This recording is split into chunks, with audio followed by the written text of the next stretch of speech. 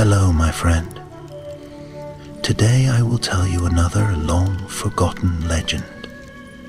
Close your eyes and let the magic transport you to Middle-earth.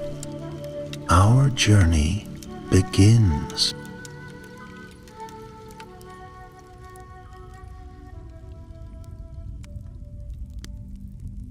In the waning years of the Third Age, when shadows crept once more across the wild lands and old evils stirred in secret, there rose a whisper among the folk of the Blue Mountains.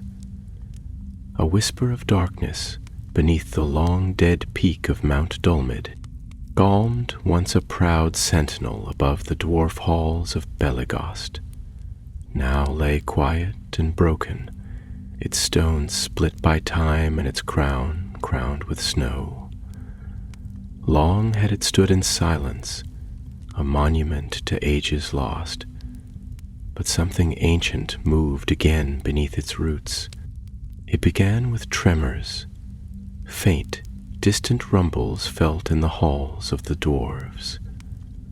Miners spoke of strange black smoke that curled up from old fissures, of foul air and flickers of flame glimpsed in the dark, and in the nearby villages of men and elves, strange dreams haunted their sleep, dreams of fire and iron, of chanting in a tongue long buried. King Dane Ironfoot, lord under the mountain, heard these rumors and heeded them. Though his mind was troubled by the growing power of the Dark Lord in the east, he would not suffer old enemies to rise again in his own domain. Quietly, he called for a company, a handful of brave souls who could move unseen, who might descend into the depths of Dolmed and uncover the truth. And so they came. There was Beren, a grim and quiet dwarf of Belegost blood, whose ancestors once walked those very halls when the world was young. Beren bore a hammer etched with runes of fire and vengeance, and in his heart burned a fierce hatred for all things born of Morgoth. Beside him walked Talos, a ranger of the north. Tall and weathered, his eyes were sharp as a hawk's, and he carried the scent of pine and snow upon his cloak. He had roamed many forgotten places and knew the songs of the earth. Dain trusted him more than most, for Thalos had no love of glory, only duty. Their guide was a curious choice, Maelwen, an elven woman exiled from her kin in Lindon. Her past was wrapped in silence, but her knowledge of lost things in dark places was unmatched. She moved like shadow and sang to stones in a voice older than the trees.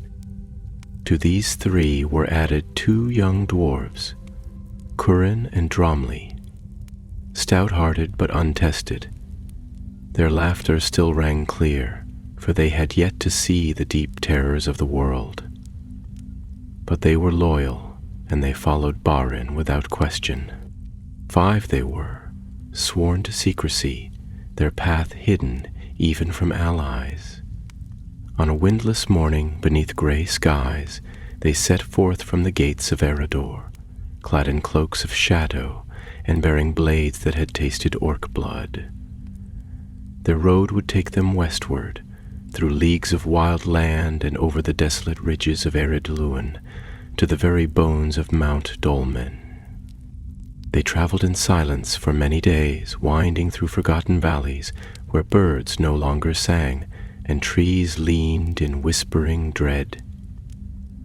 Thalos led with quiet confidence, his hand ever near his bow, while Maelwen murmured ancient words to ward off watching eyes.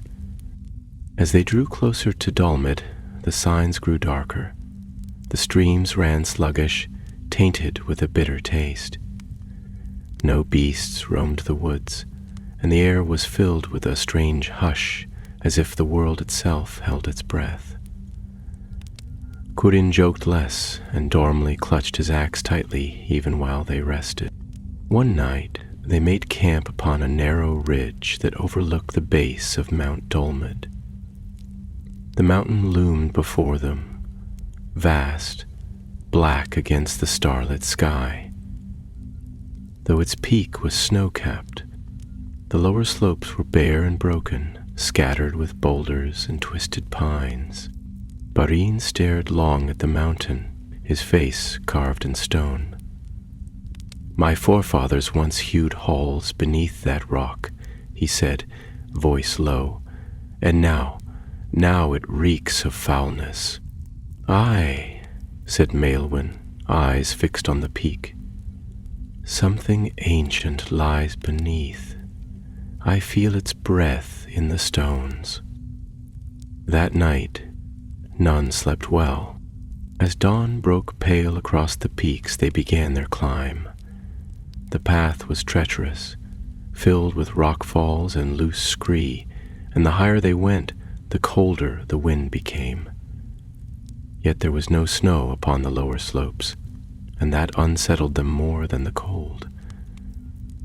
It was as if the mountain itself had grown warm beneath the surface.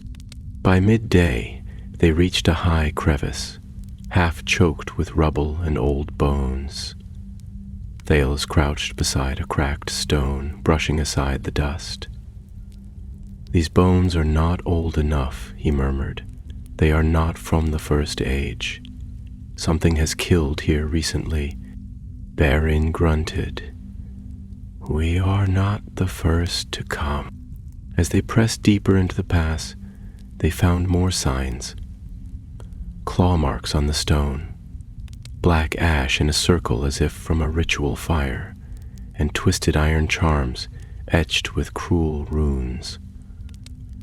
Malin examined one with a frown. "These are not orc make," she said. "This is older and darker."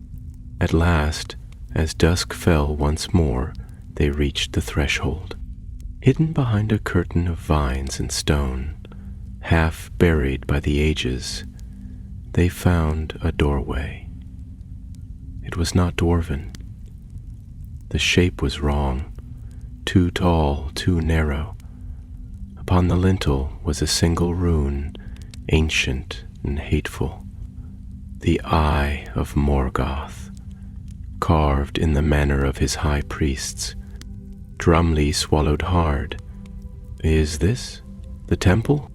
Maelwyn nodded, her voice barely above a whisper. "The Temple of Morgoth.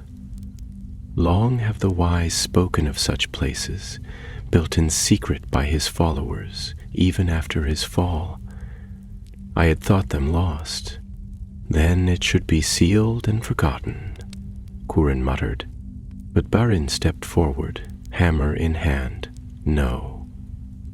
If it lives still, we must end it." Delos looked to the dark opening, where a foul air exhaled like a dying breath. "Then let us be done with it swiftly."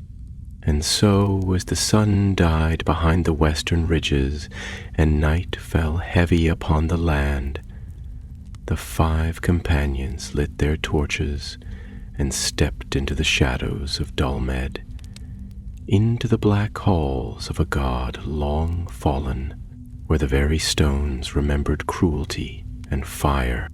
What awaited them within would test not only their steel, but the strength of their hearts. The darkness swallowed them whole. The passage sloped downward at a steady incline, carved not by dwarven hands, but by something older and less exacting. The walls were rough-hewn, yet bore markings that had not softened with time, jagged sigils etched with hateful precision, as though the rock itself had screamed under the blade. The torchlight flickered along these cruel carvings, throwing distorted shadows that danced like wraiths upon the... Their boots echoed as they moved deeper into the dark, the sound swallowed quickly by the stillness, as if the very air resisted their presence. The weight of ages pressed down upon them, and each breath tasted of dust, ash, and something else, something metallic and foul like rusted iron soaked in blood. Even Curin, ever the boldest, said nothing now. His gaze darted from wall to floor, wary of traps or worse. Barin led the way, his hammer held close, the head humming faintly with runes of warding. Maelwyn followed, her fingers grazing the wall from time to time, lips moving silently in elvish speech older than the stars above. Thalos brought up the rear, watchful and calm, though a hard glint had settled in his eye. He had been in the barrows of the north and had stood beneath Weathertop's ruined crown. He knew the scent of old evil when it stirred. The tunnel opened at last into a vast chamber, the ceiling high above lost in gloom. A circular hall it was, ringed with black columns that leaned like rotted teeth toward the center. There, upon a raised platform of basalt, stood an altar, a slab of obsidian stone carved in mockery of elven craft, adorned with iron chains and splashes of long-dried blood. Malwyn's voice broke the hush, low and measured. This is no mere temple. It is a place of offering. Sacrifice was made here, in Morgoth's name. Gurin stepped forward, peering at the altar with a look of revulsion. But the war is long over. The dark enemy was thrown down by the host of Valinor. Who would still serve him in secret? Irene's gaze did not leave the altar. There are always those who cling to the shadows left behind. His servants did not all perish. Some fled, some hid, and some waited. Evil is a weed that does not die easy. It grows again, wherever the soil is soft. Suddenly Thalos raised his hand, fingers stilling the group. His eyes scanned the far edge of the hall. A faint glimmer, no more than a trick of the light, perhaps. But it moved. A shape, there and gone, too swift for torchlight to grasp. A whisper followed, like the hush of robes over stone, though none had spoken. They crouched low, torches dimmed, breath held as they listened.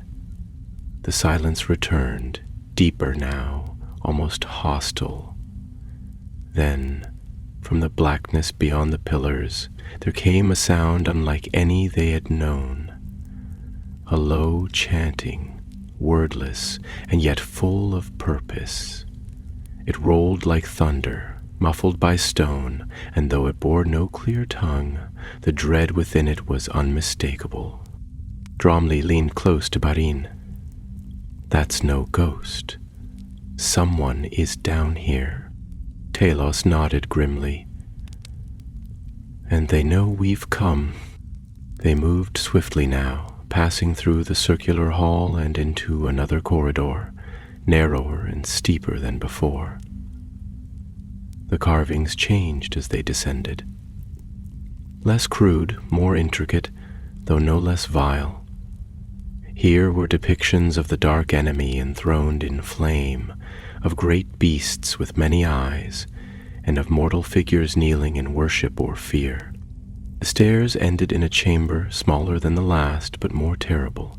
This was a sanctuary of sorts, though no god of mercy had ever been worshipped here.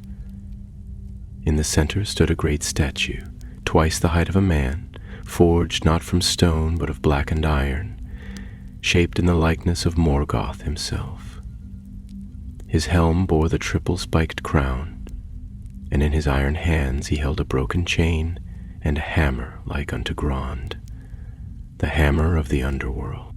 The statue's eyes were empty sockets, but from them oozed a thin smoke, black and slow, as if something within yet smoldered. Maelwyn drew back, voice tight. This idol was made in the First Age. I have seen drawings of such things in the scrolls of Elrond. They were used to focus worship, to bind the will of the faithful. Coulin looked uneasily at the smoke. It is still alive? Not alive, she said, but not dead either. Power lingers in places like this, and power draws those who would use it. Even as she spoke, a sound rang out from the dark, a sharp clang of metal not far off, then another, and another, a rhythm forming like the tolling of a forge bell. Talos turned his head toward the sound. "Smithing," he said, "or something like it. There are forges below." Baron's face hardened. "Then we go there. We've seen enough to know this place must be broken. If there are hands working in Morgoth's name, we strike them down." So they pressed onward, descending further into the earth. The air grew hotter, oppressive. Faint light began to rise ahead, red and flickering, like fire glimpsed through a furnace door. The passage widened into a vaulted hall lined with rusted suits of armor, twisted and spiked in the style of Angband. Some bore marks of ancient battle, dented and blackened, but others had been repaired. Fresh links added, dark leather straps replaced. Dromley touched one and recoiled. This was used not long ago. At the end of the hall lay a forge. It roared with unnatural fire, green and red and sickly white. The bellows moved without hands, wheezing as if the forge breathed. Around it worked figures cloaked in shadow, men or things once men, cloaked in robes stitched with runes, their faces hidden behind iron masks. They chanted as they worked, and on the anvil lay a shape shrouded in cloth and shadow. Malin drew breath. They are reforging something. Not a blade. It is too large. Perhaps.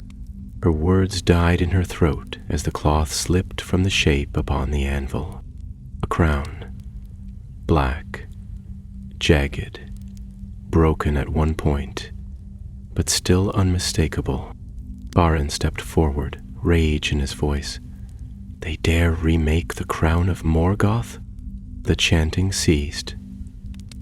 The figures turned as one, and from behind the forge rose a voice, deep, cruel, and terrible to hear, like the grinding of stone beneath iron wheels. Not remake, it said. Restore. From the gloom emerged a tall figure, robed in crimson and black. His mask was wrought of gold, but from behind it burned eyes of sickly yellow flame. "I am Vargr," he said, "High Priest of the Flame Unending. You come too late, children of the West. The temple wakes, and with it the will of the Master." Baron raised his hammer. "Then your master will find only ruin here." And with that, the battle was joined. In that cursed forge beneath the bones of Mount Dolmed, where the red and green flames danced like wraiths around the shattered crown, the silence shattered as steel met steel, and cries of fury rang through the gloom. The high priest Vargr raised his arms high, and from his outstretched hands leapt tendrils of fire, writhing like serpents, searing the air with the stench of sorcery long forbidden. Around him his acolytes moved, not as mortal men, but as things twisted by dark will. Silent, swift, and dreadful to behold, their blades etched with runes that glowed like molten stone. Barin charged first, his hammer singing with ancient fire as it struck down upon the foremost of the masked worshippers. The blow shattered bone and iron alike, and the creature fell without a sound, consumed by flame as the runes upon Barin's weapon blazed white. Gurin and Dromli followed, the younger dwarfs fighting shoulder to shoulder with grim courage, their axes ringing upon darkened armor, sparks flying as they held the line against the tide of foe. Maelwyn stood back, her voice rising in song, a song of warding, bitter and bright, older than moonlight upon the sea. The shadows recoiled at her words, and where her voice lingered, the very stones seemed to shine with faint silver, as if remembering a time before the world was marred. Her arrows flew swift and true, each shaft striking an acolyte through mask or heart, and their bodies fell like blackened leaves. Talos moved like a ghost, slipping between the pillars and anvil stands with blade drawn, eyes fixed upon Vargor. He knew that it was not the masked followers who held the power here, but the priest who called himself high and dared speak Morgoth's name with reverence. And Vargor, for all his majesty of fire and fear, had not yet drawn a blade. Their eyes met, and in that brief exchange Thalos felt the weight of ancient malice, a mind not wholly its own, as though Vargor served not only the memory of Morgoth, but something else that whispered still from beyond the circles of the world. "You are brave, Ranger," Ragwar said, his voice echoing with cruel mirth. "But you walk in places beyond your reckoning. Turn back, and I shall let you live. Serve the flame unending, and know the truth of power that sleeps." Thalos replied not with words, but with steel. His sword flashed in the forge light, seeking the gap between helm and collar, but Vargor stepped aside with a movement too swift for a man burdened by robes and iron. His hand came down, and a wave of force struck Thalos like the blow of a great beast, sending him sprawling across the stone. Barin saw and roared, breaking from the line and casting himself toward the priest. The hammer rose again, a great arc of fury, but Vargor raised both hands and caught the blow upon a shield of flame. The two forces met, dwarven wrath and ancient sorcery, and the chamber shook, dust falling from the high ceiling as the forge belched smoke and heat. "You seek to destroy what cannot be unmade?" Vargor hissed. "This crown was forged in the heart of Thangorodrim. Its shards remember the will of their maker. You cannot silence it with hammers and hope." But Morin did not falter. His voice rang with the strength of his people as he struck again. "Then I shall bury it in the bones of this mountain, and you with it." Behind him, Kurin cried out, his axe shattered by a foe's blade, his arm bleeding. Dromla stood over him, shielding his brother with grim defiance, though his strength began to fail. Maelwyn rushed to their side, voice rising in a new song, this one of healing and fire together. A fierce melody that lent strength to the weary and turned aside the blades of shadow. Talos staggered to his feet, bruised but unbroken. He reached for a blade cast aside by a fallen foe, a curved dagger of Númenórean make, blackened by age, but still keen. As Vargor turned to meet Barin's third strike, Thalos moved behind him in silence.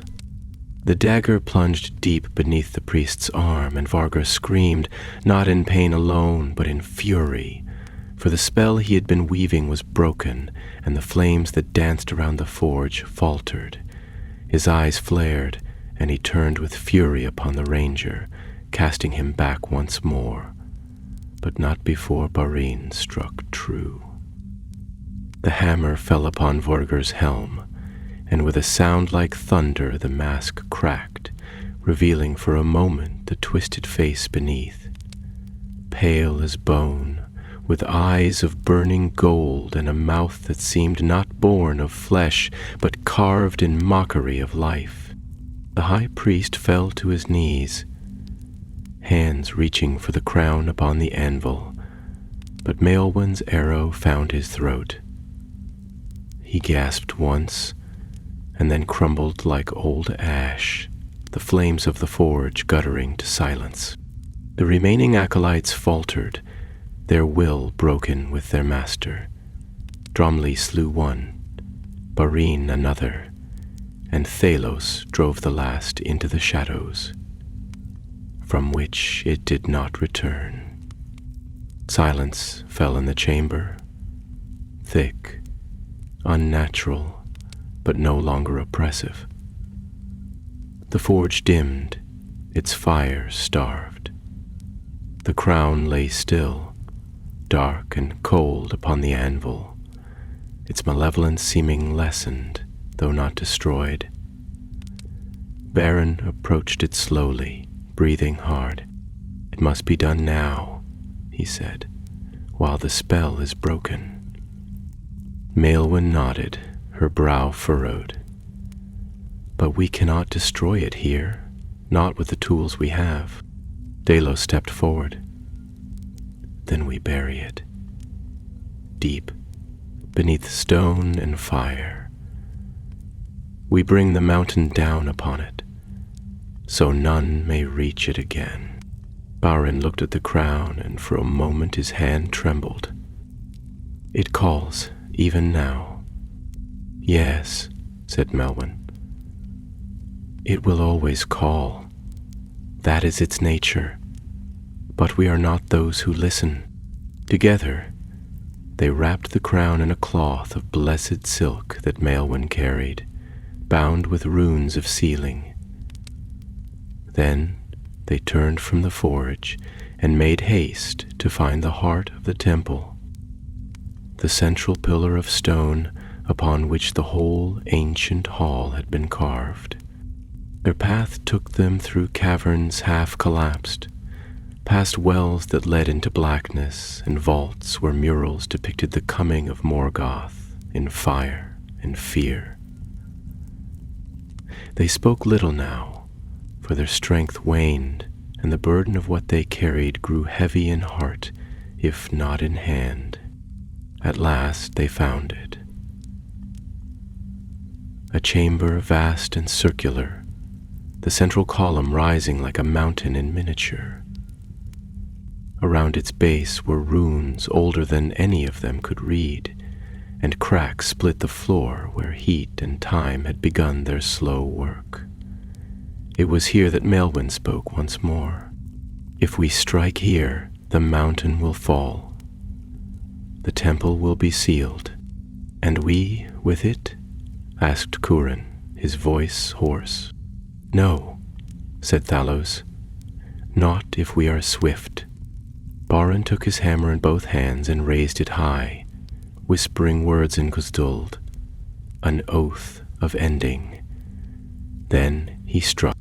The sound was like the roar of the sea in a storm, and the ground leapt beneath them.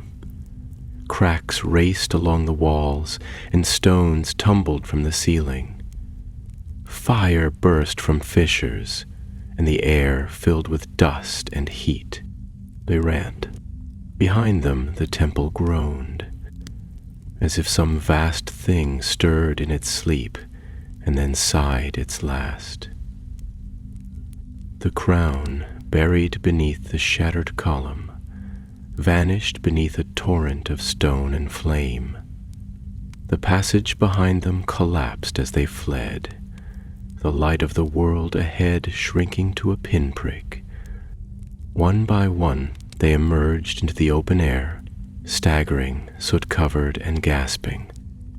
The sky above was gray with smoke, but the mountain was still. No more fire, no more chance, no more dread in the air.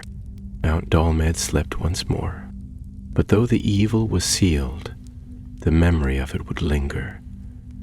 The temple had fallen, but the darkness it served was not ended, only delayed, and in their hearts each knew that the flame unending would rise again, somewhere, some day, unless the light stood watchful.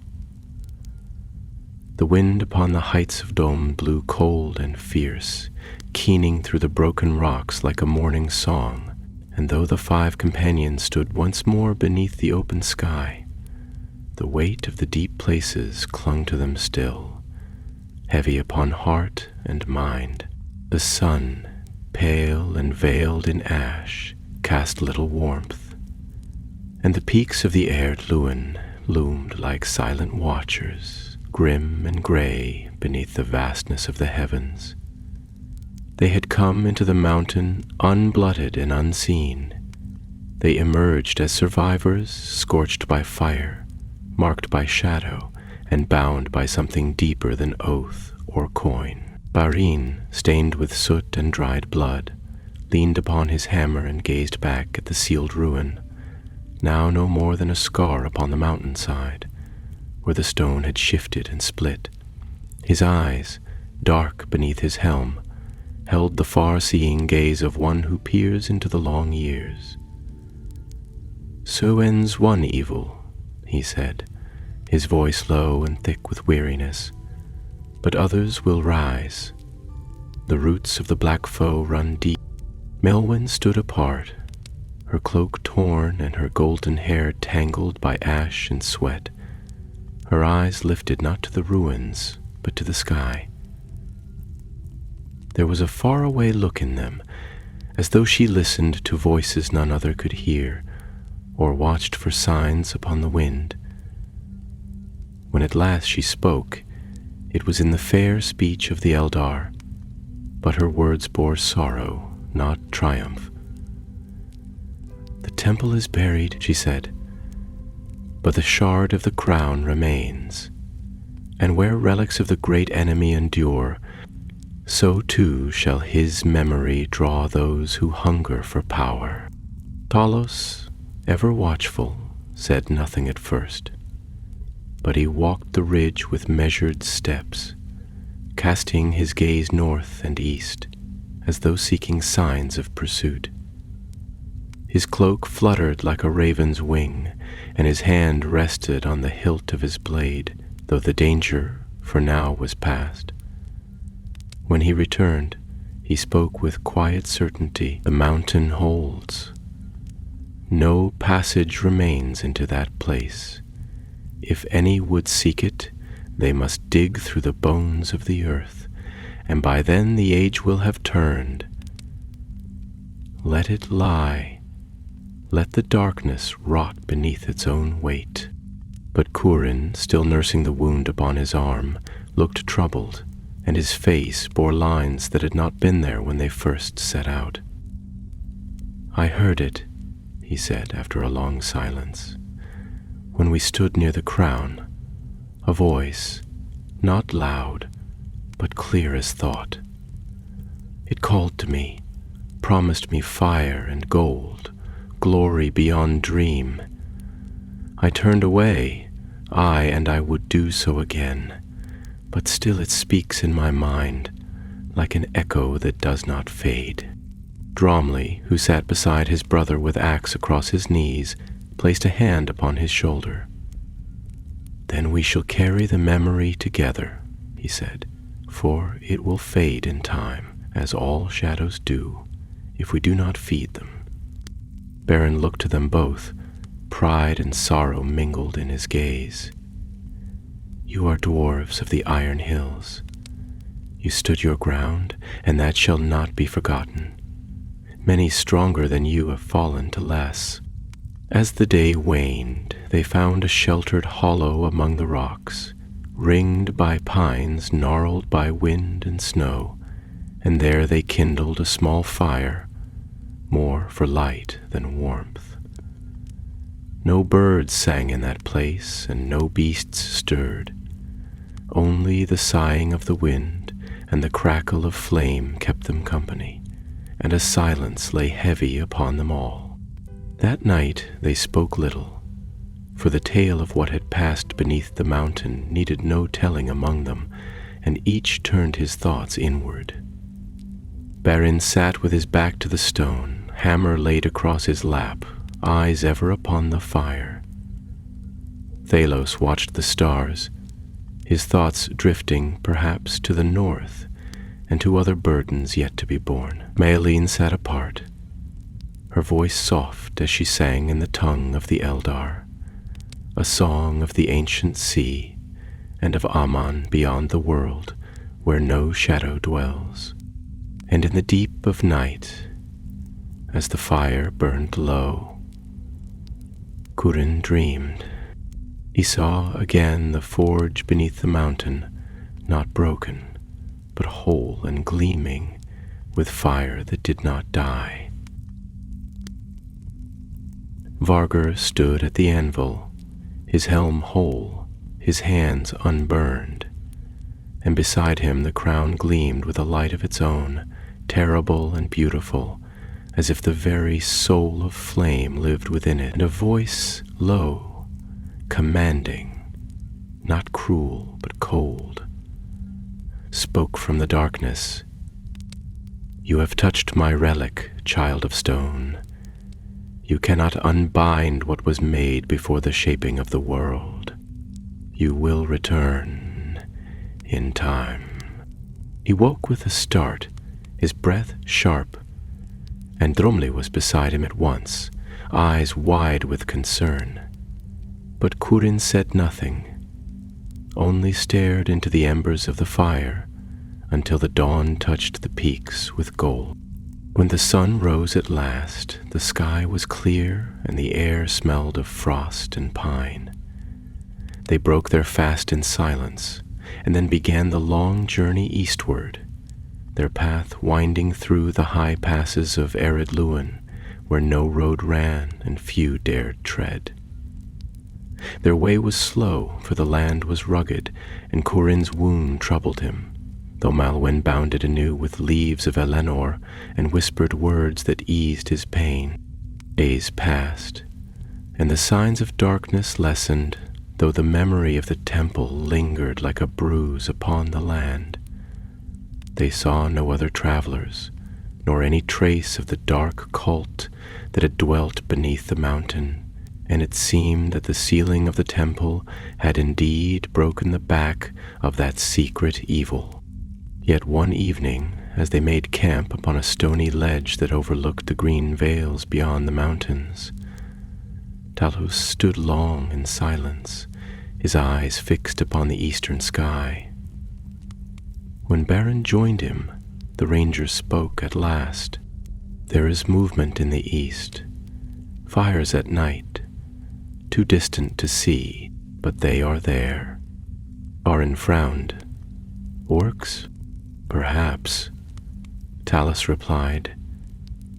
"Or worse. The world darkens, Bar and Solf Dwalin. What we have done may save this land for a time, but the storm gathers nonetheless." And Barin, standing tall against the wind, answered not with fear, but with resolve. "Then we shall stand as long as we are able, and if the mountain falls, it will fall with us upon it." Thus they returned at last to the land of the dwarves, weary but unbroken, bearing tidings of danger averted and darkness sealed. And though few knew the full tale, King Dane Ironfoot listened well, and his heart was troubled, for he knew that the evil beneath Dolmed had been but one tendril of a deeper shadow, rising in the east. The temple of Morgoth was no more, its crown buried and its priest slain. but the memory of it endured, like embers beneath ash. And in hidden places of the world, where whispers moved on the wind and black wings stirred beneath the stars, the name of Morgoth was spoken once more. When at last the company came down from the high ridges of Eredluin and beheld the green-shouldered vales that sloped eastward toward the dwarf road and the scattered steadings of free folk, it was as though a weight fell from their shoulders, though none among them believed their burden truly gone. The sky was fair, the wind mild, and the smell of pine gave way to the richer scents of earth and field. Yet there lingered in each heart the remembrance of dark places and of things left undone beneath the mountain. They passed through lands untamed, where the track narrowed to a thread and wolves prowled the forests by night, their howls echoing among the hills like voices calling to lost kin. But they came upon no foes, nor did the land itself rise against them, for the shadow they had broken beneath Dolmed roots had not yet found time to regather its limbs, and the wrath that might have hunted them in vengeance was now scattered and leaderless. It was on the 7th day after their departure from the mountain that they came once more to the road, old and weathered, its stones worn by centuries, yet still firm beneath their boots.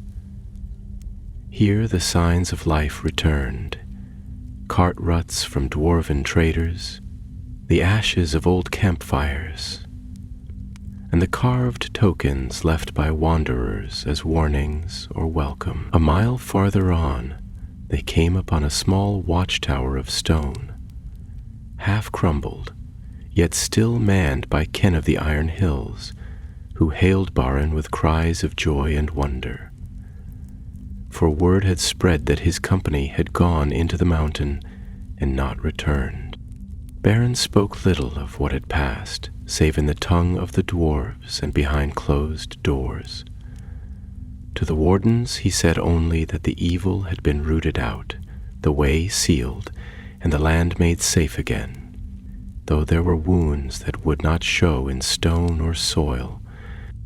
Thereafter they rested for a time in the house of Balin, son of Fundin, who had settled with a small company of dwarfs near the eastern end of the mountains, in a hall cut into the stone with windows looking out upon the wild. There they were fed and tended, and there Curin's wound was dressed again, for though it no longer bled, it festered in the cold hours of the night, and left the young dwarf with troubled dreams and fits of silence. Melen, for her part, wandered often alone, walking the high ridges above the hall, or sitting in stillness among the rowan trees, her harp upon her knee and her song like the breath of morning mist over still waters. Many there looked upon her with curiosity, for elves were seldom seen in those parts, and fewer still who spoke so little of their purpose or their past. Yet none questioned her, for there was a dignity in her bearing and a sadness in her gaze that silenced idle tongues. Tully remained close to the company, aiding in the watch and speaking with those who passed along the road. From these travelers he gathered tidings of the world beyond, of orc movements in the north, of strange lights in the skies above Mirkwood, and of a shadow lengthening once more over the lands of the east, though no word was yet spoken of open war. Morn evening, as the red light of sunset burned upon the crags, Barin sat in council with Thalos and Maelwyn in the chamber of stone that overlooked the eastern hills.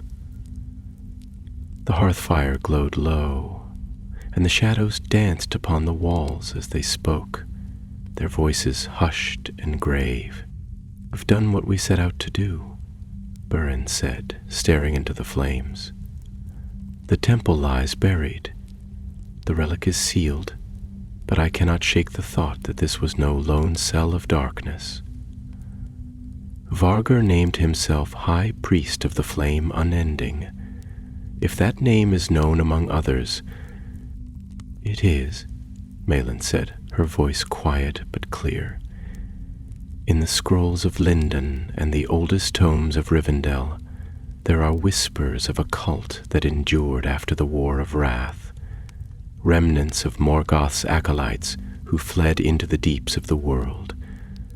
They were scattered, and many fell into madness or were hunted by the wise, but a few endured, hidden, waiting, like coals under ash. Dalhousie nodded.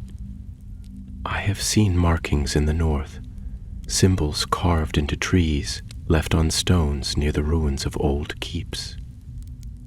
I thought them signs of goblins or wandering madmen, but now I am not so sure. If others rise in answer to this flame unending, then our task is far from over.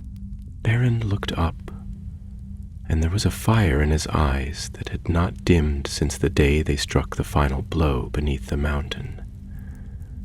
Then we must be ready. The halls of my kin will not sleep while the shadow stirs. We are few, but dwarves do not fear dark tunnels, nor ancient evil. If more temples lie hidden in the bones of the world, we will find them. For a time they sat in silence, each lost in thought. Then Maelwyn rose and stepped to the narrow window where the stars had begun to kindle. Her voice was soft, as if she spoke to herself. Long have I wandered, seeking the echo of old songs and the scent of lost things. I have walked the ruins of Beleriand beneath the sea's breath, and heard whispers in the western wind that speak of Morgoth's chains not wholly broken. I thought it sorrow that kept me from my kin, but now I think it was purpose. Delos turned to her, his brow furrowed. Will you remain with us then? She did not answer at once, but after a moment she turned, and the starlight glimmered in her eyes. For a while, until the wind calls me elsewhere. That night they sang no songs, and their laughter was hushed. The stars wheeled high above, and the moon rose over the peaks, silver and watchful. But deep beneath the earth, beyond reach of wind or moon, the last embers of the temple still smoldered, buried but not extinguished, and the whisper of flame stirred in unseen places. And far to the south, in the land beyond the mountains, a raven flew from a dark tower, bearing a message sealed in wax as black as pitch. It passed over valley and hill, unseen, unheard, and came at last to the dread gates of Dol Guldur, where shadows clung thick and the air reeked of decay. There it alighted upon a broken parapet, and a gaunt hand reached forth to take the message, its fingers long and pale as bone. The seal was broken. The message read, "The crown is found. The mountain sleeps." But the flame burned still. The hand closed upon the parchment, and the wind grew still. In the depths of the tower, a voice spoke in the black tongue, a word of command, of awakening. And far beneath the world, something turned in the dark. The days that followed were marked by quiet labors and the subtle restlessness of minds that had seen deep things and would not soon forget them. Though the companions were welcomed with honor in the halls of Balin and his folk, and though the ale flowed warm and the hearths burned bright, there remained upon their spirits a weight that no mirth could lift entirely. The memory of the temple, with its black forges and chanting acolytes, lingered in the shadowed corners of their sleep, and rose unbidden in the waking hours, like the aftertaste of bitter smoke. Beren, though praised and petitioned by many to speak of his deeds, kept his counsel close. He was often found in the forges, not crafting nor mending, but standing still before the fire, his hammer resting at his side, his gaze lost in the flames, as if he sought some answer in their flickering dance. Those who dared speak to him in those moments found him courteous but distant, and it was said among the younger dwarves that Barin, son of Dwalin, had gone into the dark and left part of his soul behind. Melwyn moved as a shadow through the halls, seeking neither praise nor place. She spoke with the lore masters when she must, and lent her voice to songs when evening fell, but more oft she wandered alone beneath the stars, and none followed her, for there was a stillness in her now, as of waters that run deep beneath ice. She had spoken the name of Morgoth beneath the earth, and had seen his relic with her own eyes. The knowledge of such evil, once distant and confined to tale and record, had become flesh before her, and the mark of it would not soon fade. Talos remained longest among the folk of the hills, though he was ever restless.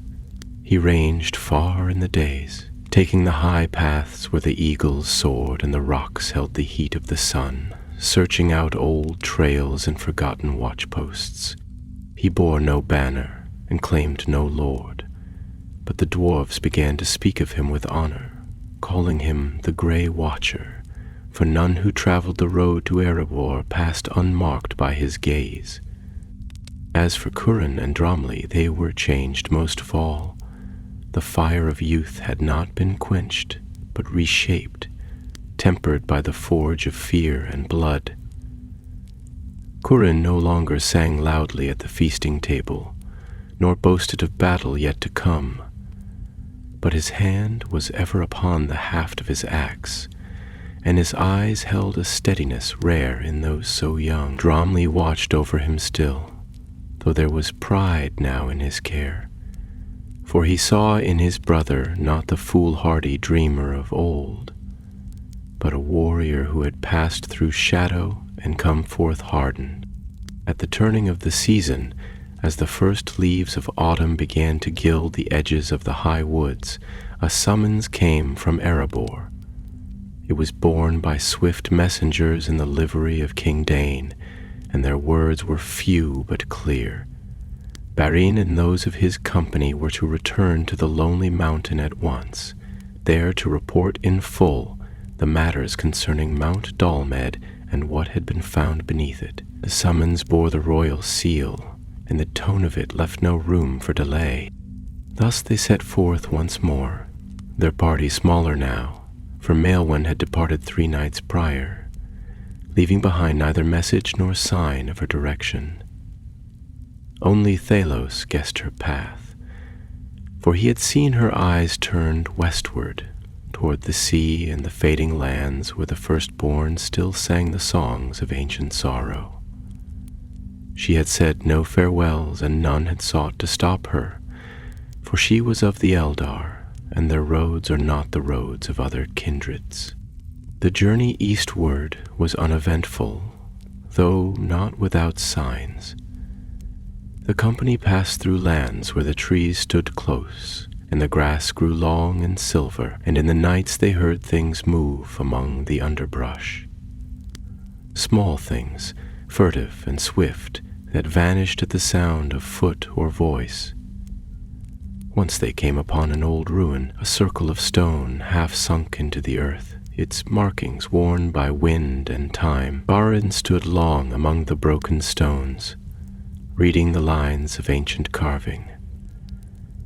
And when at last he turned away, he said only, "These were watchers once, but no longer."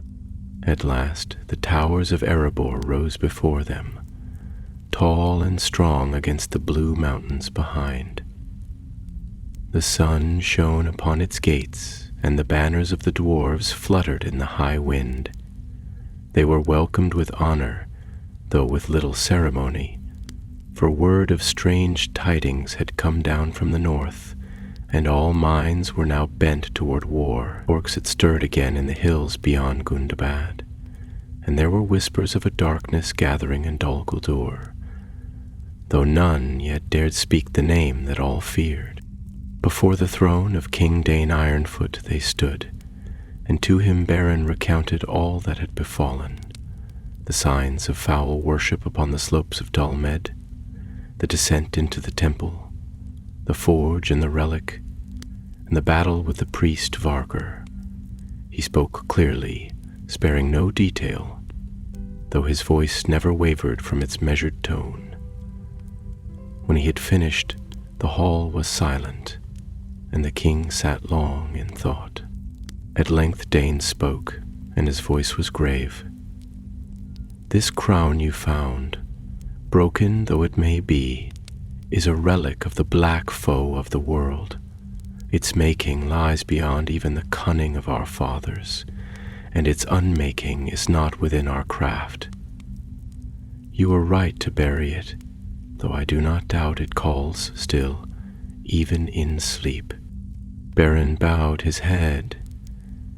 "It does, my lord. I felt its voice in my dreams and in the silence of the halls, and I do not think we have seen the last of those who seek it." King Dane turned to his counselors, and a murmur passed among them. Then he raised his hand, and all fell still. "Let it be known," he said, "that the temple beneath Mount Dolmed is sealed, and shall remain so. No dwarf shall delve there, nor speak of it lightly, for its name shall be a warning to our folk. And you, Baren, son of Dwalin, are charged with a new task." Baren raised his eyes. "Name it, and I shall see it done. You shall lead a company of trusted warriors and lore masters, and you shall seek out signs of the flame, unending in all the places where it might still linger. If there are more temples, more relics, more who speak the name of Morgoth with reverence, you shall find them and see them destroyed. The shadow must not be allowed to rise again." Baren bowed low. "So I swear, before stone and fire." Thus was formed a new brotherhood, secret and steadfast, sworn not for glory nor gold, but for the keeping of peace and the guarding of the free lands. And though their deeds would seldom be sung in the great halls, and their names not written in gilded script, they walked paths that few dared tread, and stood where others faltered. And in the years to come, when the shadow of Mordor grew long and the war touched every corner of Middle-earth, there were places where the flame did not take root and the darkness was held at bay, not by armies, but by those few who bore the memory of what lay beneath Mount Dolmed, and who stood watch against the day it might rise again.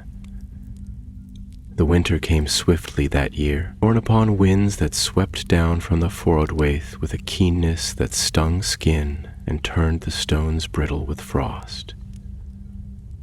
Snow fell in the high passes of the arid Mithrin, cloaking the world in silence, and the rivers of the north ran slower than their wont, burdened with ice and dim under cloud-laden skies. Yet in the halls of Erebor the forge fires burned ever bright, and the sound of hammer and anvil did not cease. For the dwarves of the lonely mountain labored, not only in the crafting of goods, but in the arming of warriors, and their hearts were troubled. Baren, son of Dwalin, did not remain idle in those days. He walked often in the lower halls where few of the great lords tarried, speaking with smiths, scouts, and stonemasons alike, gathering those whose hearts were strong and whose minds could bear the weight of old tales and darker truths. Quietly and without fanfare, he drew together a fellowship of such folk as had little name and songs, but great courage in their spirits.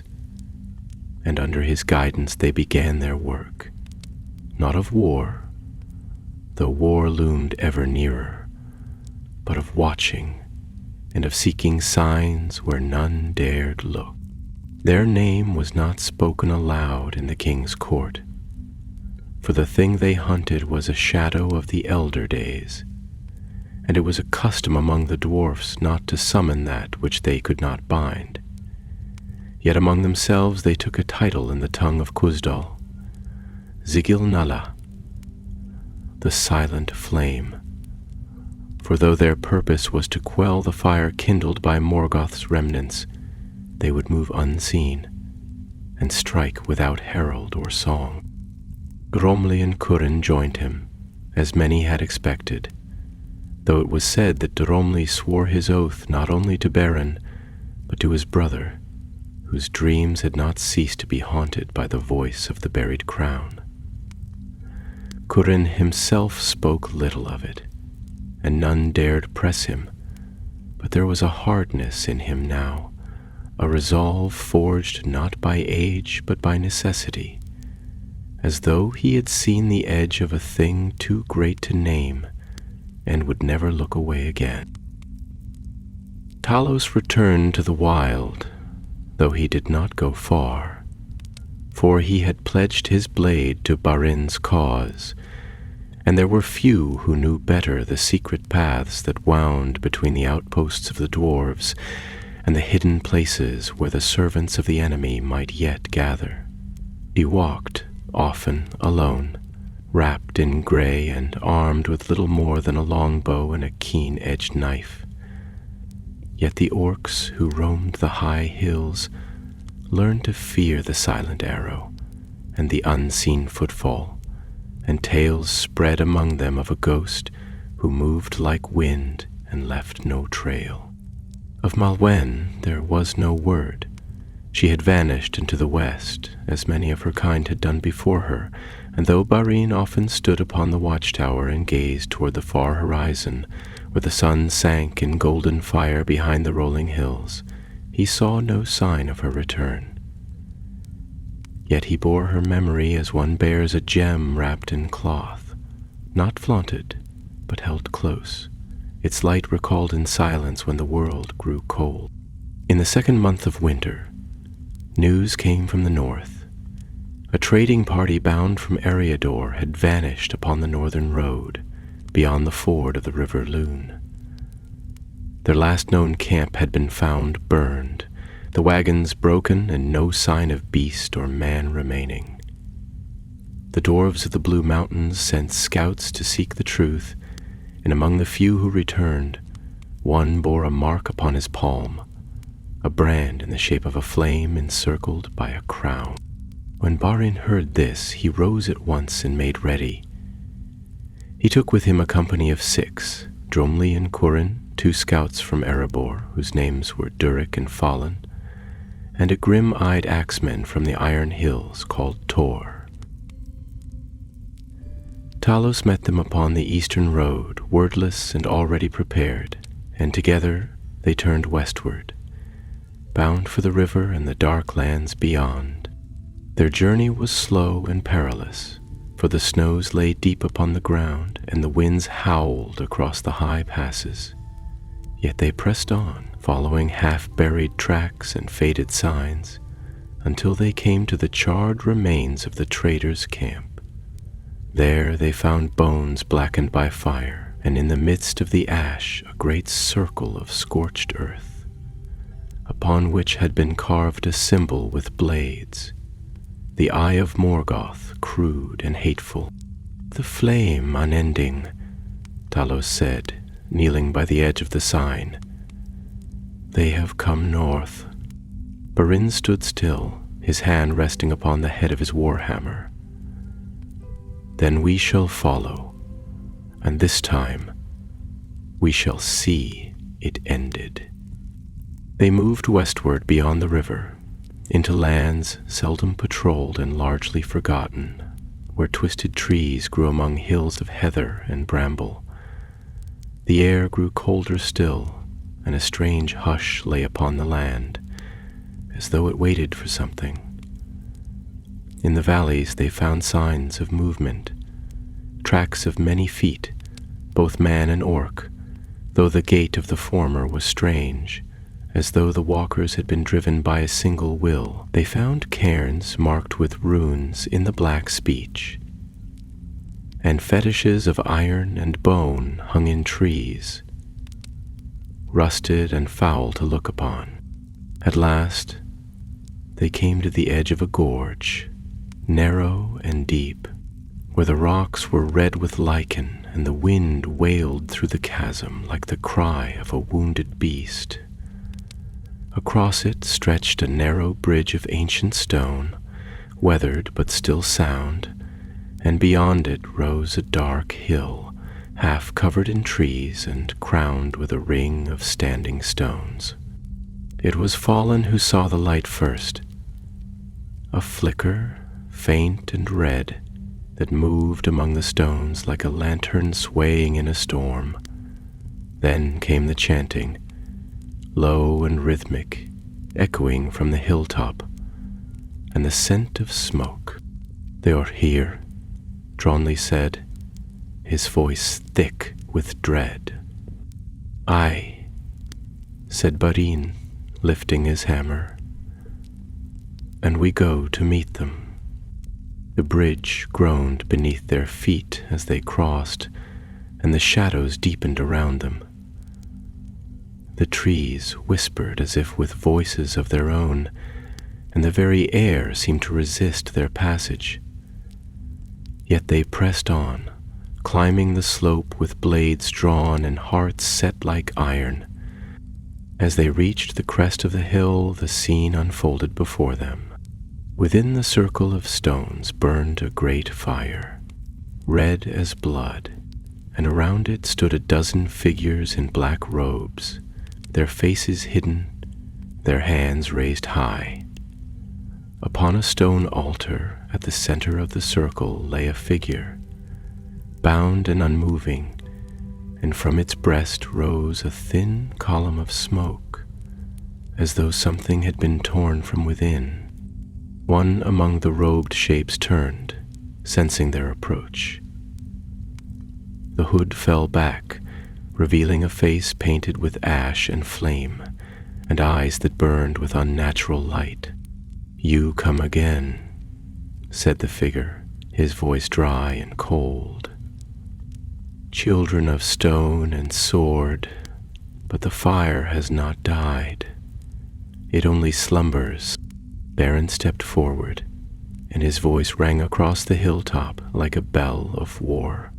"Then we shall cast you into the ashes, and let the wind bear your dust into the sea." And without another word, the companions drew their weapons and charged. The fire upon the hill roared high, casting long shadows that leapt like wraiths upon the stones, and the chanting of the robed cultists grew wild and discordant, no longer a ritual song, but a shrieking of blasphemies and dark invocations. As Barin and his company broke through the ring of standing stones, the very air shuddered with some unseen force, as if the land itself recoiled from the wickedness enacted upon its crown.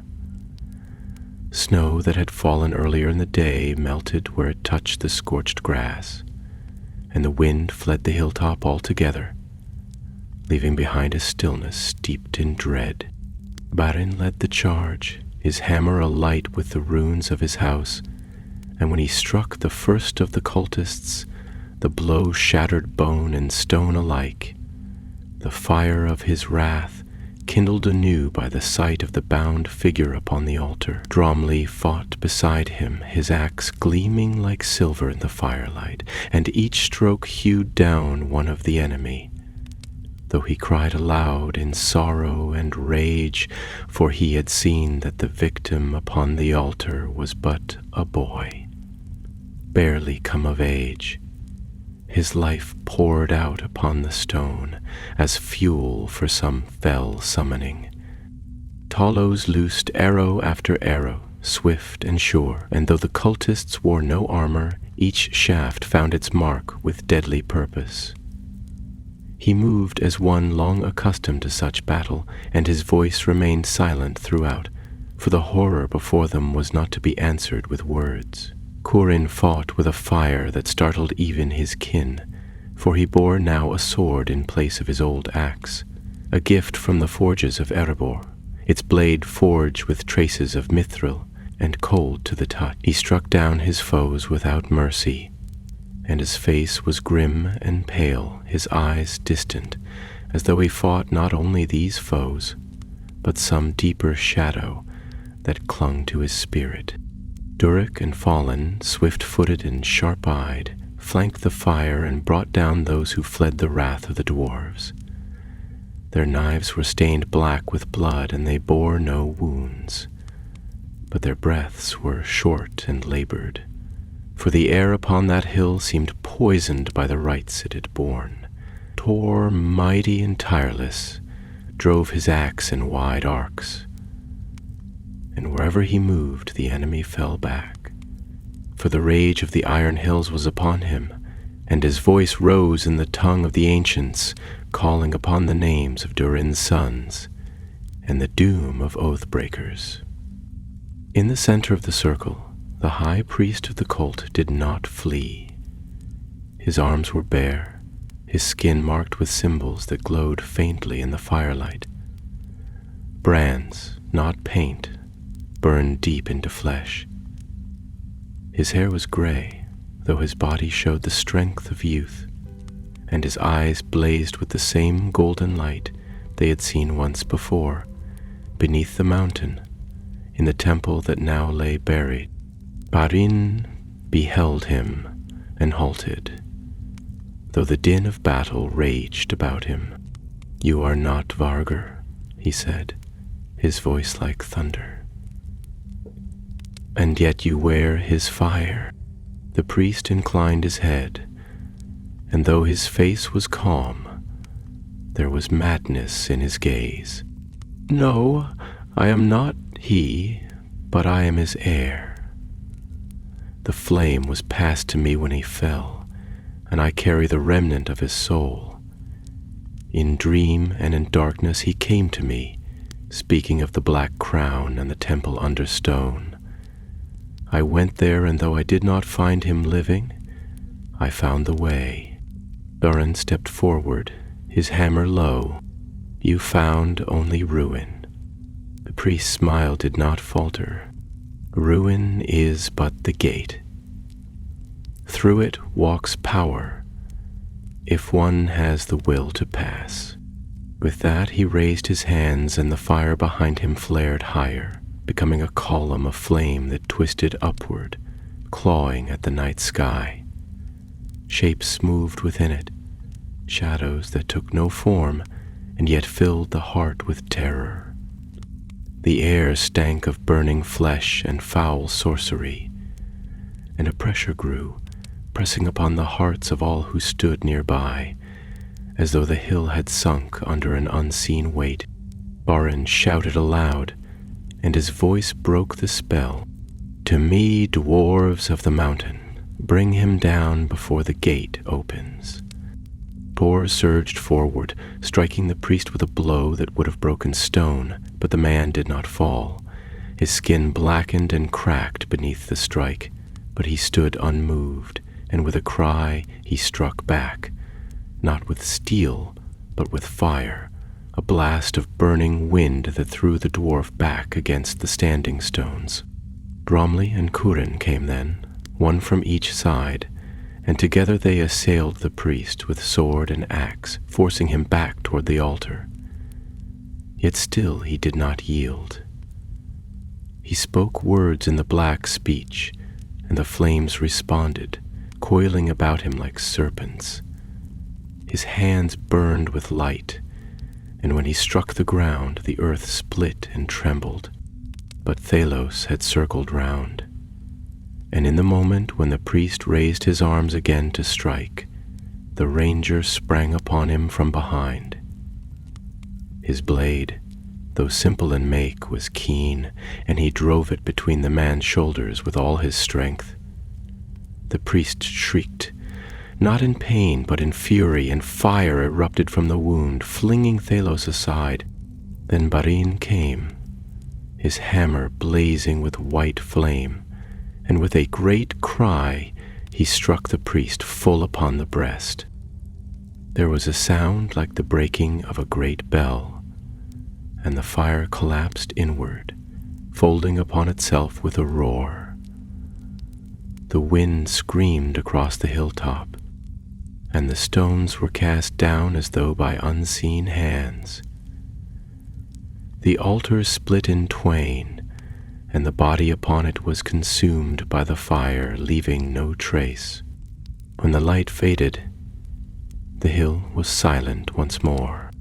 The priest lay dead, his body burned to ash, his bones cracked and black. Around him lay his followers, slain by sword or flame, and the circle of stones stood broken and cold. The companions stood amid the ruin, breathing hard, their faces gray and soot-streaked, their eyes filled with weariness and wonder. Arben looked down at the ashes, and though he did not speak, he felt no triumph. There had been victory, aye, but not peace. The priest had said he bore the soul of Vargur, and whether it was truth or madness, some part of that dread spirit had lingered in the world, and might do so still. Dromli stepped beside him. The flame is quenched. This hill shall not burn again. Beren nodded slowly. No, not this one. But he looked to the west, where the night was deep and the stars distant, and he knew in his heart that other fires yet burned, hidden from sight, waiting for the breath that would stir them once more into life. They buried what dead they could find beyond the ring of stones, and none touched the altar, for the memory of its wickedness remained heavy upon the place. As they turned to leave, snow began to fall again, soft and slow, covering the signs of battle with a pale shroud. And though the wind had fled the hill before, now it returned cold and clear, whispering through the broken stones like the sigh of a world relieved of a burden, if only for a while. Long they rode eastward from the hill of fire and ruin, their faces turned from the red sky behind them, for the memory of that place weighed heavily on their hearts, and none among them desired to look back. The wind that had once keened across the scorched ring of stone now followed at their heels, gentler and cleaner, as if the land itself had exhaled a breath long held in dread. Yet peace was not their companion, for though the foe was vanquished and the rites of the cult broken, the knowledge of what had been wrought and nearly awakened gnawed at them like roots beneath the frost. Barin, son of Dwalin, rode at the fore, silent and deep in thought. Though his hand still gripped the haft of his rune-edged hammer, his mind was elsewhere, ranging far through memory and foreboding alike. In the dark of sleep he had dreamt again of fire beneath stone, of a voice that spoke not in words but in thought, heavy with command, and behind it always the echo of something older, vaster, and more terrible than even Sauron, who had once been servant to that greater will. These dreams he shared with none, for he would not burden his companions with what he himself scarcely understood. Gurin, who had fought like one possessed, now rode quietly beside his brother, his blade wrapped and laid across his saddle, untouched since the hilltop. He had not spoken since they left that place, nor had he broken bread with the others, but when they made camp each night, he stood watch with eyes that never rested and a hand that never strayed far from the hilt of his sword. Dromli did not press him with questions or offer words of comfort, for he too had walked close to Shadow and knew that some wounds are not easily mended, nor swiftly spoken of. Delos took the rear of the company, his gray cloak drawn tight against the wind, his bow strung and ready. Often he would pause upon a ridge or linger at a crossroads, his eyes scanning the horizon with a look that saw beyond mere earth and stone. He had tracked the serpents of darkness through the wastes of Rudor and beneath the shadowed boughs of southern Mirkwood, and he knew the signs of their passing, though they had struck a blow upon the hill. He feared it had not been the last, nor even the gravest. When at last they reached the outposts of Erebor, the watchers upon the walls came down in haste to meet them, for word had come already of fire in the west and the death of a trading company that had vanished upon the northern road. When the tale was told in full, and the tokens of the slain cultrings, knives and twisted relics of black iron, laid before the captains, there was a silence among the dwarves, for none there could deny that evil stirred anew in the land. Beren was brought once more before King Dane Ironfoot, who sat upon the throne of stone with the crown of Durin's line upon his brow and a look of grim resolve upon his face. The king listened long to Beren's account, and when all was told he spoke, not with wrath nor fear, but with the weary strength of one who had seen the rising of dark tides before. "You have done well, Beren," he said. "More than many would dare, but your task is not ended. The fire you quenched was but a spark from a greater flame.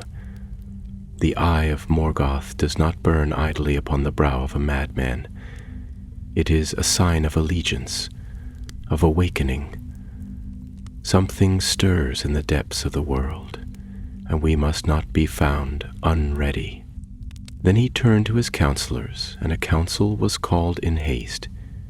There the lords of the Iron Hills and the eastern marches gathered, along with envoys from Dale and the free folk of the Vale, and even a grey-cloaked messenger of the elves from Thranduil's halls came, bearing news of strange tremors in the woods and beasts driven mad by fear.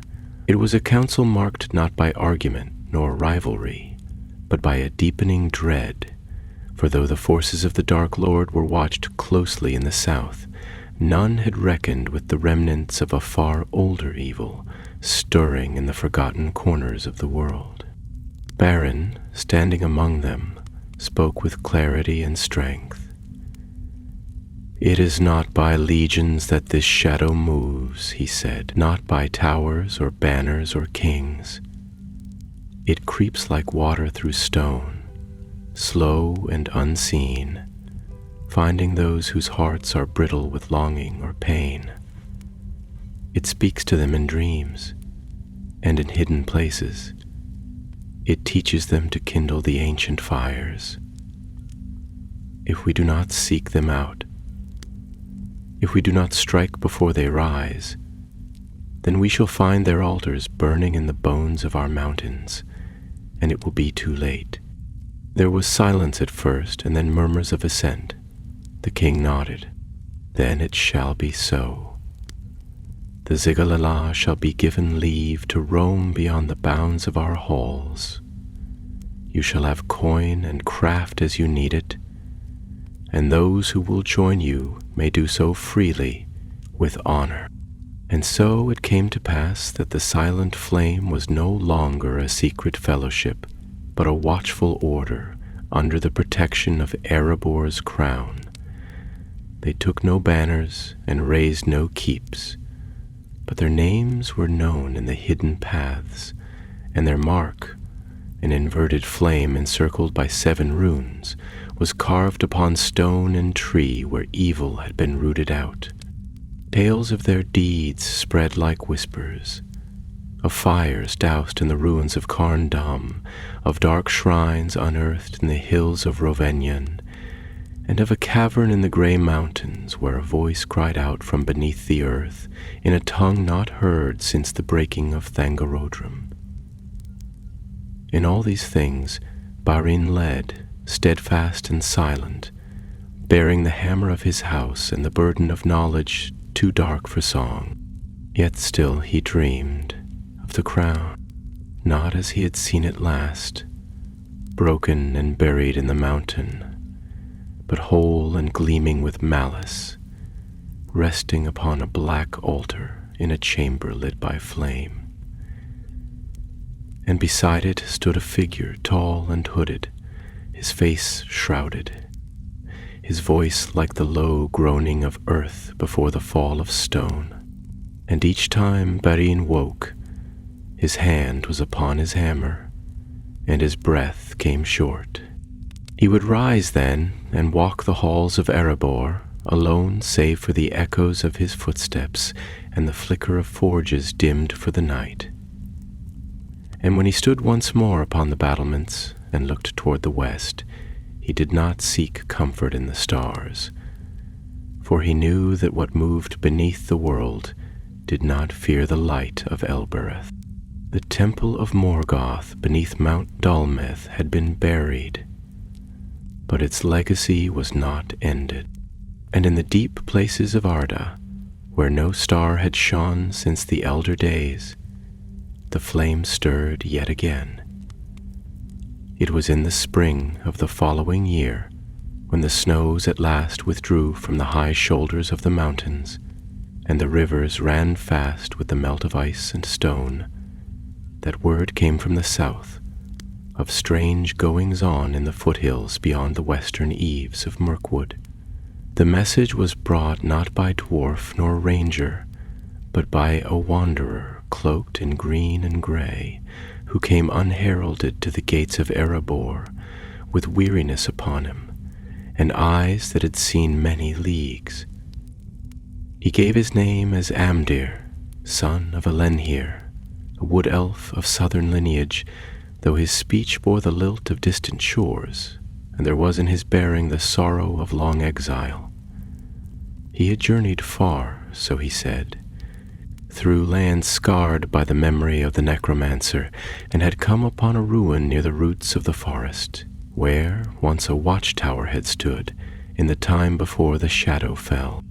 There he had found signs, runes half buried in moss, bones blackened by fire, and a symbol carved upon a stone with hands not elven, a flame wrapped in thorns, and beneath it a crown of 9 points. This he brought to Beren, and when the dwarf beheld the mark, he grew grim. For in the secret scrolls preserved by the lore masters of the Lonely Mountain, tales carried from Nogrod and Belegost before their fall, and added to by wanderers out of Nargothrond in ages long past, it was written that Morgoth had entrusted the crafting of many cruel things not to orcs, but to a few mortal smiths in whom his will burned like a forge. These were the 9 forgers, nameless save in whispers, who had shaped crowns and chains in the secret forges of the north. Most had perished in the ruin of Beleriand, but some had fled into the east, and though their names were lost, their art endured in silence. Beren called them for Talos, and for Curin and Dromley, and he bade them prepare, for the signs were ill, and the path uncertain. If the ruin lies near Mirkwood's eaves, it is close enough to touch the dark roots of Dol Guldur, he said, and though the necromancer is fled, the trees still remember him. We must tread lightly and swiftly.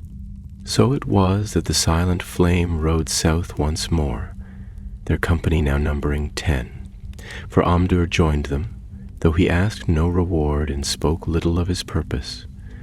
Alongside him came 2 others, an old dwarf called Rurik, once a lore keeper of Gundabad, who bore upon his back a staff of blackened ashwood and scrolls bound in iron, and a man of Dale named Harlan, young and proud, whose forebears had served under Bard in the days of the dragon's fall. They journeyed hard and swift along the banks of the forest river, moving by night and keeping off the roads, for strange things still prowled in the borderlands, and even the beasts had grown restless. They saw a few living souls, and those they met were grim and wary, woodsmen and hunters who spoke of lights seen in the deep woods, and of whispers in the night that came with no wind. At last they reached the southern ridges, where the forest grew thin and the land sloped down toward the vales of Anduin. There, among thorny thickets and the ruins of long-forgotten towers, they found the place Amdir had spoken of. It was a low hill, ringed with elder trees and crowned with stone, though the stones had fallen and the trees twisted in strange ways, their roots like hands gripping the earth. The ground bore scorch marks still, though the fire had burned long ago, and in the center of the ruin stood a single black stone, smooth as glass, upon which the mark had been carved. Beren drew near, and the wind fell still. This was wrought by knowledge not taught in any forge of the dwarves, he said. It is deep craft, and wrong. The flame was summoned here. Amdir knelt by the stone, and his voice was soft. There is more beneath. The roots are hollow. Something is buried here, and it calls. They made camp upon the slope that night, though none among them slept well. Curin stood long by the black stone, his brow furrowed and his hand resting upon the pommel of his sword. Drumli sat nearby, sharpening his axe without speaking, though once or twice he looked up as though listening for a sound just out of reach. Delos, ever silent, took to the shadows, watching the edge of the trees, his bow unstrung but his arrows ready. At midnight the wind rose suddenly, carrying with it the scent of ash and blood, and from beneath the hill came a sound, not loud, but deep, a groan as of earth shifting, or of some great vault opening in the dark. The ground trembled, and the black stone shivered with a crack like thunder. Then all was still. They did not speak until dawn. When the sun rose, pale and cold, they found that the stone had split. From its heart had emerged a thin thread of smoke, dark and slow, as though the breath of a long-dead fire had risen once more. Beren stood over it and made his choice. We go below. They unearthed the passage with care, for the hill concealed its secrets well, and it was Amdir who found the opening, hidden beneath a tangle of roots and stones. A stair led downward, carved from the living rock, steep and narrow, its walls marked with carvings older than the kingdom of Arnor, and darker than the songs of Mordor. With torches lit and weapons ready, they descended. The air was close and carried a scent not only of mold and damp, but of iron and old death.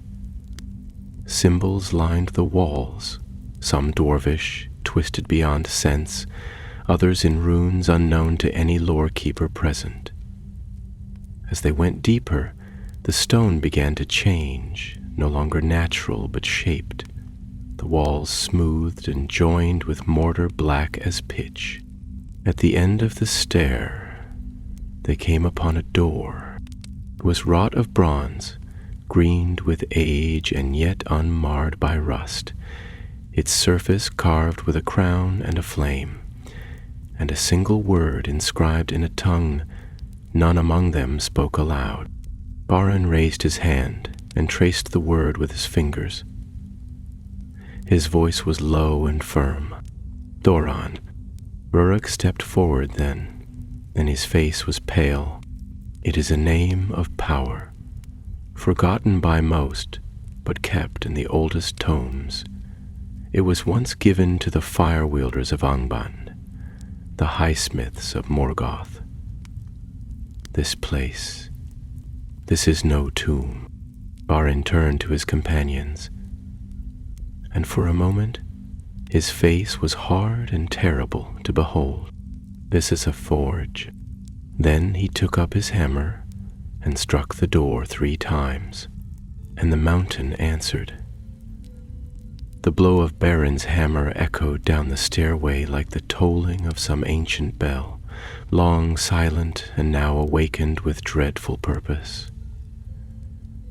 With each strike, the bronze door shuddered upon its hinges, and a dull light flickered along the edges of its carvings, as though fire stirred behind it, reluctant and slumbering, yet not altogether gone. The name Thoron, etched in runes none dared speak aloud, began to smolder faintly, and from within the chamber beyond there came a sound, low and slow, like the drawing of breath in some hollow furnace deep beneath the earth.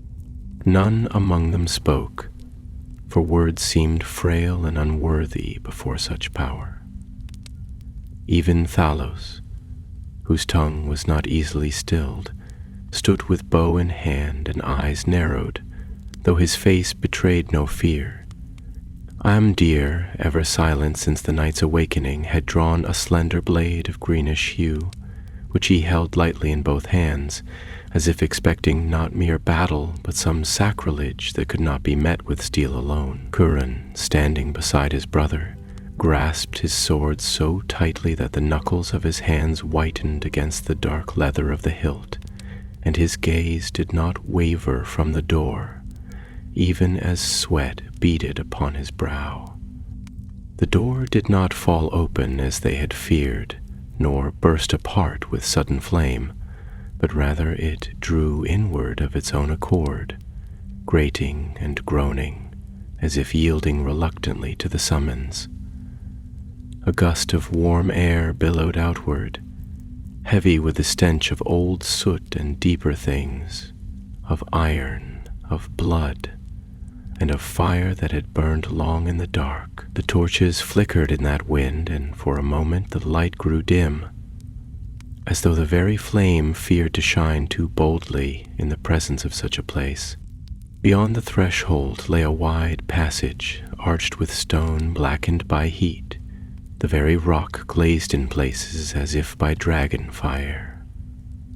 Columns lined the walls, thick and square, carved not for beauty but for strength, and upon them were bas-reliefs of figures bowed in toil, hammerers, binders, and those who bent over crucibles with faces hidden by masks. There was no mark of elvish grace nor dwarvish honor in that craft, but only domination and the cruel purpose of a will that rejoiced in bondage and flame. "This is the work of the 9 forgers," Rurik murmured, his voice trembling with age and awe. "The lost servants of the Dark Smith. Not under Angband alone were they set to labor. Some were sent into hiding to shape the lesser relics, far from the gaze of the Valar, that when the time came, their forges might be stoked anew." Barin said nothing, but strode forward, the light of his torch casting long shadows along the floor. His hammer was now held two-handed, runes glowing faintly upon its surface, and each step he took rang with a note of warning, as though the stone beneath his feet recognized its old enemy. One by one the others followed, though none with gladness. They came into a chamber vast and low, the ceiling supported by pillars thick as towers, and at its heart lay the forge. It was unlike any forge known to the dwarves of this age, for it bore no anvil nor bellows in the usual form, but rather a circular pit set deep into the ground, ringed with black stone and bound by iron hoops, each carved with cruel sigils, Above the pit hung a crucible shaped like a mouth open in torment, suspended by chains the width of a man's arm. The fire within burned low, but steady, blue at the heart and rimmed with veins of red. It gave no warmth, but its light was foul, casting the skin of the companions in pallid hues.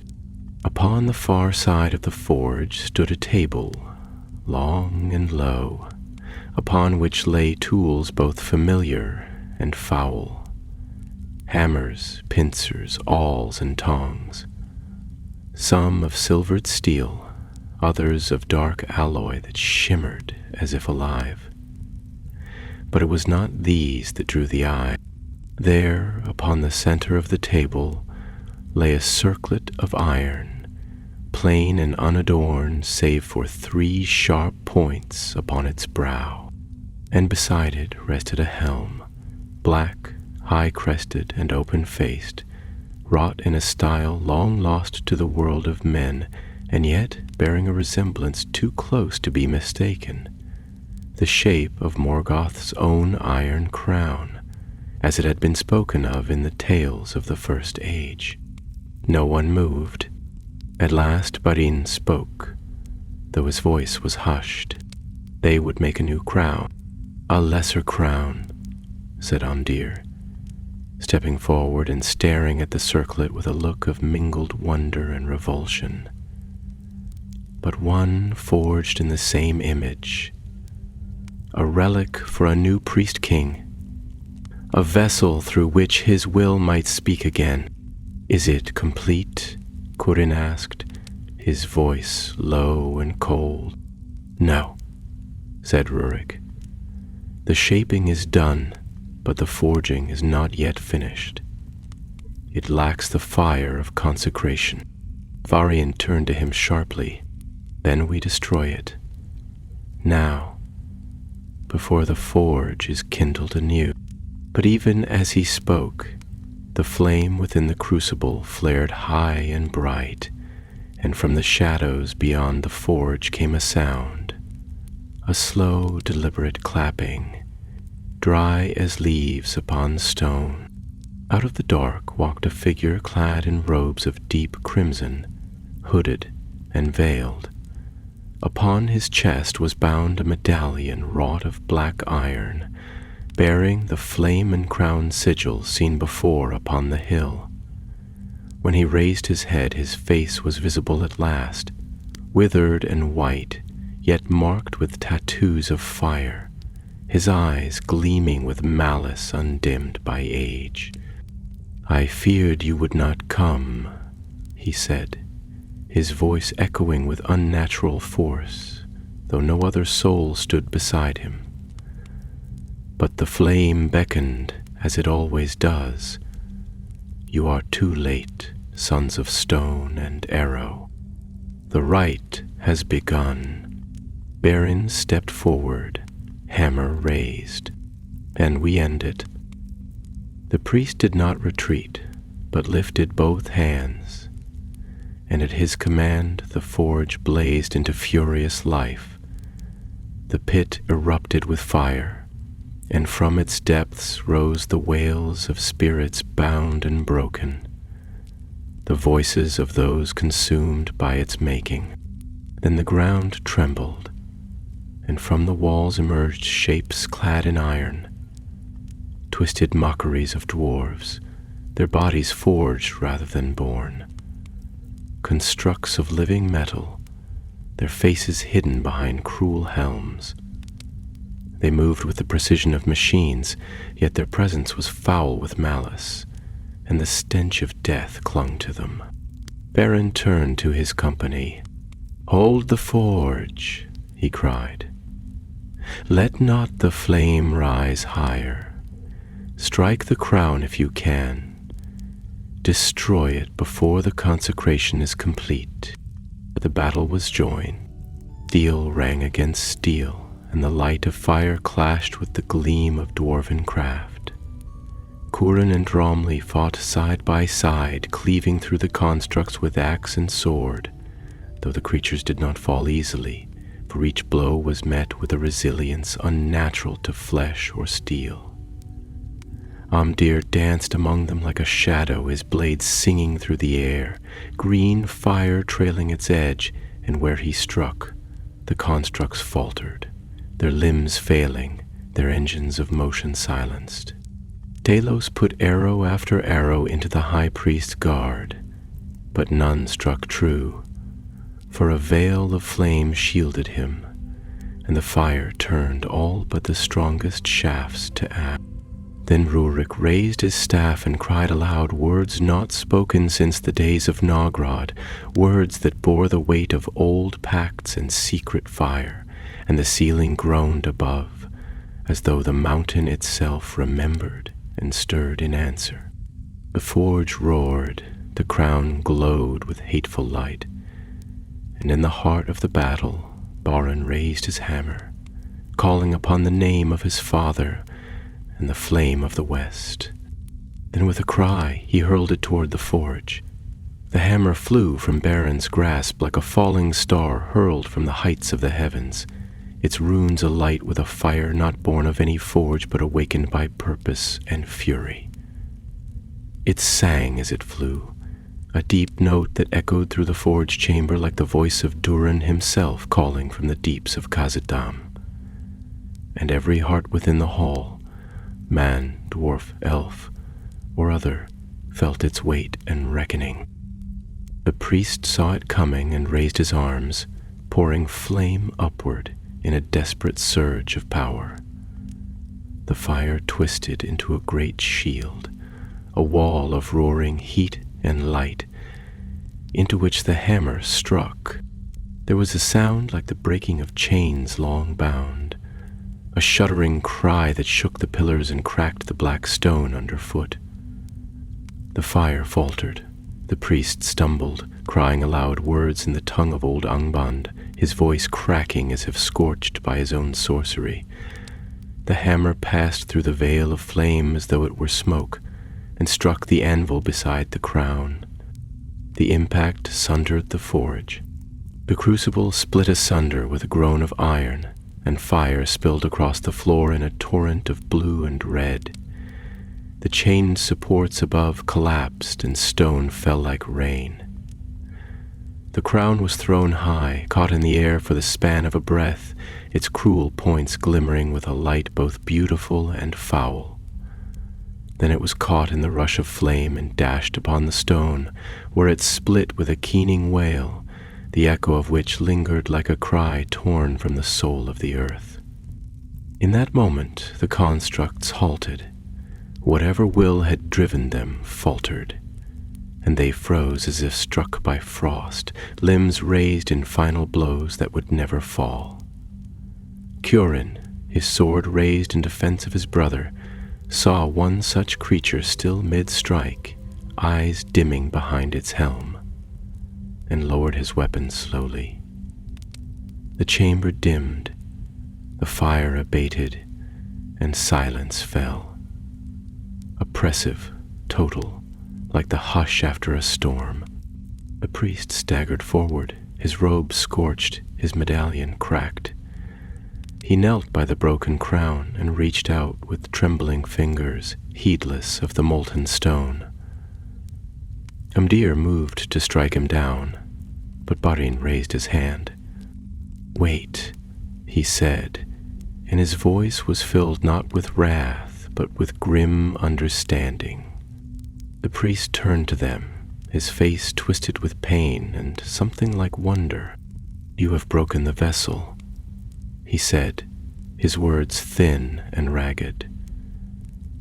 "But the fire does not die. It returns, again and again, as long as the memory endures, as long as one heart burns for the glory of the Master."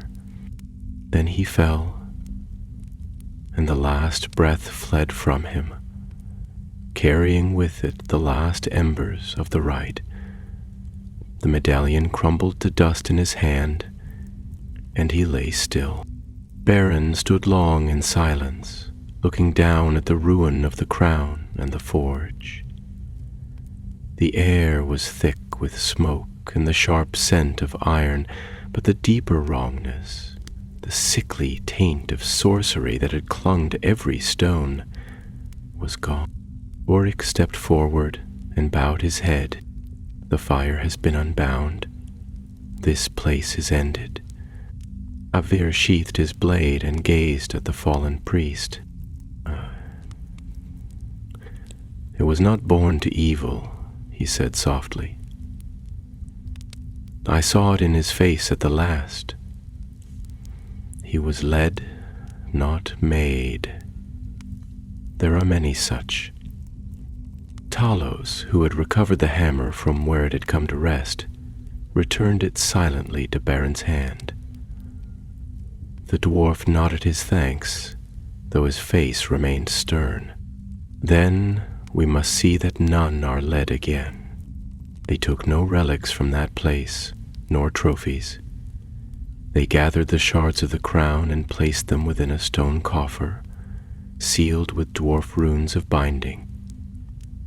The forge they collapsed, stone by stone, and the stair they sealed with fire and falling earth, so that no path would remain.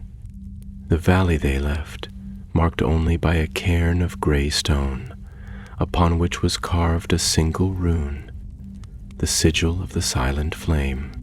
When they returned to Erebor, they brought with them no triumph, only tidings.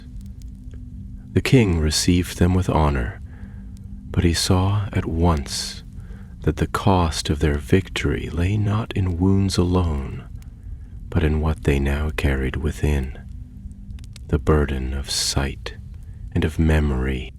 Irene said little of what had passed, only that the fire beneath Mirkwood's shadow had been extinguished, and that the 9 forgers had left no heir. But the dreams did not cease. Even in the deep halls of Erebor, with iron walls and gold-veined stone above, Barin saw in his sleep a vast forge in a land without stars, and upon it lay not one crown but many, some broken, some whole, all waiting. And he heard again the voice that had whispered in the temple beneath Mount Dolmed, now distant, yet still clear. It is not fire alone that endures. It is the will to forge. The years passed. War came and went. The shadow of Sauron was broken, and the king returned in the south. The world shifted upon its axis, and old kingdoms rose anew. But the silent flame remained, though fewer spoke of it now. They walked the wilds still, guardians of secret places, seekers of hidden evils. Their names were seldom sung, their deeds unrecorded, save in the ledgers of the deep halls and the memories of those who had fought beside them. Curin and Dromley wandered far, though always they returned when called. Thalos passed into the north and was not seen again, save by some few who told of a tall figure beneath the pines, ever watching. Amandir returned to his people, bearing wounds that did not show, and among the trees of Lorien he was given peace at last. Urin grew gray, though his strength waned little with the passing of time. He taught few, but those he did never forgot his voice nor the weight of his gaze. When he spoke of flame, it was always with care. When he spoke of the enemy, it was never lightly. And when he walked the echoing forges alone, the sound of his footsteps rang like the toll of warning bells. For the mountain remembered. In time, he too passed into shadow. Yet the stone coffer remained, sealed and watched, deep beneath the roots of Erebor, guarded not by wardens of flesh, but by oath and fire. For though the relic had been broken, and the forges buried, the will to create such evil could never be wholly undone. The temple of Morgoth, beneath Mount Dolmed, had fallen. The crowns of the 9 forgers had been shattered. The priesthood was silenced. But so long as memory endured, the flame would flicker, and the watchers would stand